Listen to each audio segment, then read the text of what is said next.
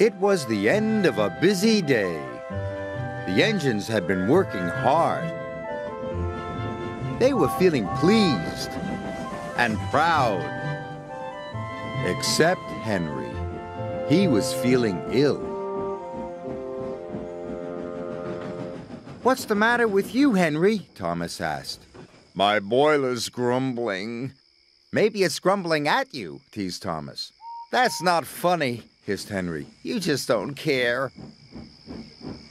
But Emily saw that Henry was leaving a puddle of water behind. She was worried. The next morning, Sir Topham Hatt arrived. "Thomas, Percy, Henry, I want you to collect some freight cars and take them to the docks." "Yes, sir," cried Thomas and Percy. Henry watched the engines puff away. He didn't feel well. "Useful engines don't complain," Henry muttered. He was leaving water everywhere as he chuffed towards the coaling plant. When Emily saw this, she was more worried than ever.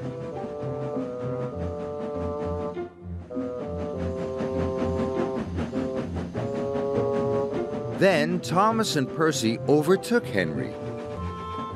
"Hurry up, Henry!" Percy tooted. "I can't go any faster," Henry chuffed miserably. "You're just being lazy," teased Thomas. By the time Thomas and Percy reached the coaling plant, they had a naughty plan. "Please, sir," said Thomas, "Henry wants to take more freight cars." "He is bigger," added Percy. The odd manager agreed. Meanwhile, Emily was talking to Sir Topham Hatt. "I'm worried about Henry." Perhaps his tubes are leaking," replied Sir Topham Hatt. "You'd better check."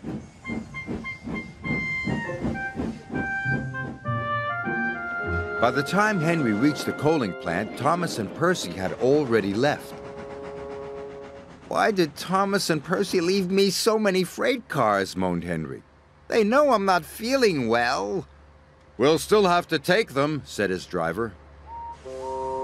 Henry chuffed and puffed and pulled his long line of freight cars.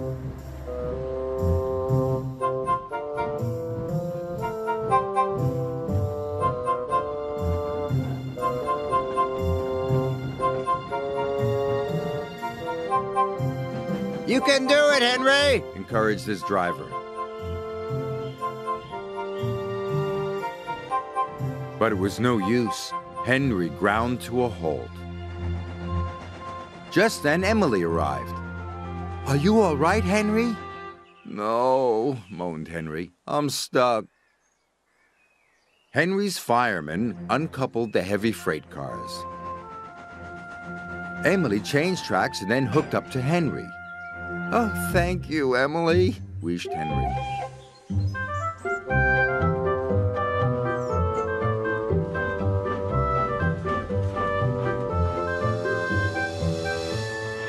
Emily and Henry puffed into the docks. "Well done, Emily," said Sir Topham Hatt. "Thank you, sir." Then he spoke to Henry. "You were brave, Henry. You weren't well, but you still tried to pull the heavy freight cars." Thomas and Percy felt ashamed. "We're sorry, Henry," said Thomas. "We didn't think you were really sick," added Percy. "Go back and collect Henry's freight cars," said Sir Topham Hatt sternly. "Yes, sir," whispered Thomas. Soon Henry was mended and back at work. "You're looking so much better," said Emily. "Well, they mended my tubes, but they didn't even look at my brakes, my gauges, my squeaky wheels." Emily smiled. "All in good time, Henry." Poor Henry.